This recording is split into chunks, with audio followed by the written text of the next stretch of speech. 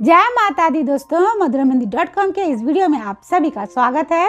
आज के इस वीडियो में हम जानेंगे कि साल 2024 में कब है षठ तिला एकादशी, क्या है शुभ मुहूर्त, जानेंगे इस एकादशी से जुड़ी जानकारियां और महत्व को।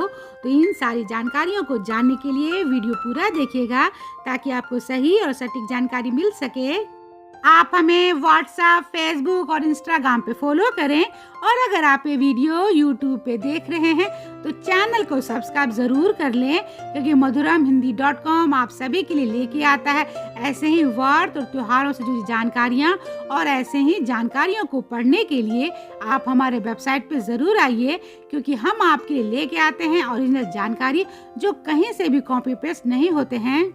तो चलिए वीडियो को आगे बढ़ाते हुए जान लेते हैं कि साल 2024 में कब है षठ तिला एकादशी। हिंदू धर्म में एकादशी का विशेष महत्व होता है और इस दिन भगवान विष्णु की पूजा विधि विधान से की जाती है।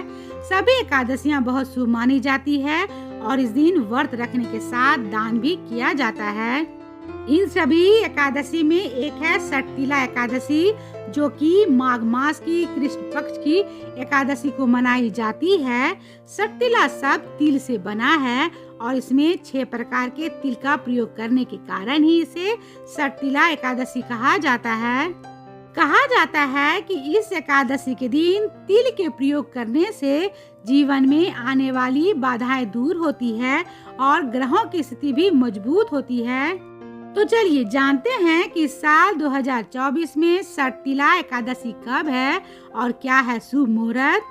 षठ तिला एकादशी हिंदू पंचांग के अनुसार माघ मास की कृष्ण पक्ष की एकादशी को मनाई जाती है और माघ मास की कृष्ण पक्ष की एकादशी की शुरुआत होगी 5 फरवरी 2024 दिन सोमवार की शाम 5:24 से लेकर 6 फरवरी 2024 दिन मंगलवार की शाम 4:07 तक।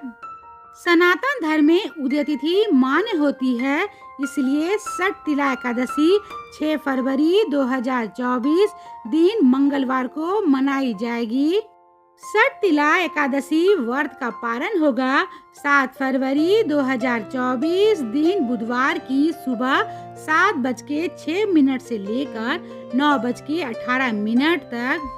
तो चलिए अब जान लेते हैं कि षठ तिला एकादशी में तिल का महत्व क्या है। षठ तिला एकादशी के दिन तिल का बहुत विशेष महत्व है। मान्यता है कि भगवान विष्णु के पसीने से तिल की उत्पत्ति हुई है। यही कारण है कि षठ तिला एकादशी के दिन 6 प्रकार से तिल का प्रयोग करके सुख, शांति, धन, वैभव को पाने के साथ ही मृत्यु के बाद मोक्ष की प्राप्ति होती है। माना जाता है कि इस दिन तिल का दान करना लाभदायक होने के साथ तिल का प्रयोग को भी बहुत ही श्रेष्ठ माना गया है। षठ तिला एकादशी में इन 6 तरीकों से तिल का प्रयोग होता है। पहला है तिल स्नान, दूसरा तिल का उपटन, तीसरा तिल का हवन, चौथा तिल का तर्पण, 5वां तिल का भोजन और अंत यानी छठा है तिल का दान। तो चलिए अब हम जान लेते हैं कि कैसे षठ तिला एकादशी का व्रत को रखें। षठ तिला एकादशी का व्रत 2 तरह से रखा जाता है। पहला निर्जला व्रत और दूसरा है फलाहारी व्रत। जो पूर्ण रूप से स्वस्थ व्यक्ति हो उसको निर्जला व्रत रखना चाहिए, लेकिन फलाहारी जिसे जलीय व्रत भी कहा जाता है को समान लोग को रखना चाहिए।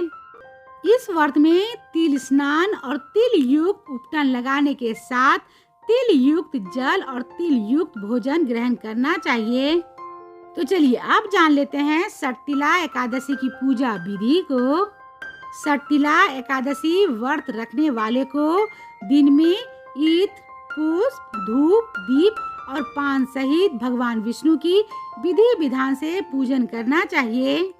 भगवान विष्णु को उड़द दाल और तिल से बना खिचड़ी का भोग लगाना चाहिए। रात्रि में तिल से 108 बार ओम नमो भगवते वासुदेवाय स्वाहा मंत्र से हवन करना चाहिए।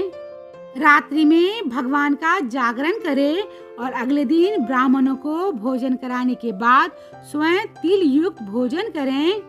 तो चलिए अब अंत में जान लेते हैं सटतिला एकादशी के महत्व को। धार्मिक मान्यता है कि सटतिला एकादशी का व्रत करने से अज्ञानता में किए गए अपराधों से मुक्ति मिलती है। कहा जाता है कि जो भी इस एकादशी का व्रत रखता है उसे कभी भूखा और गरीबी में नहीं रहना पड़ता। सटतिला एकादशी के दिन तिल के विभिन्न प्रकार से प्रयोग करके हर कष्ट से छुटकारा मिल जाता है। इस एकादशी का व्रत करने से व्यक्ति पर भगवान विष्णु की विशेष कृपा बनी रहने से उनकी सभी मनोकामनाएं पूर्ण करती है। उम्मीद करती हूँ कि आपको सटतिला एकादशी व्रत से जुड़ा हुआ ये वीडियो पसंद आया होगा।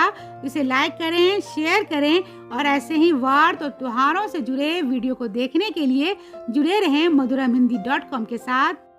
तो मिलते हैं madhuramhindi.com के अगले वीडियो में एक ऐसे ही नई जानकारी के साथ। तब तक आप अपना और अपनों का ख्याल रखिएगा।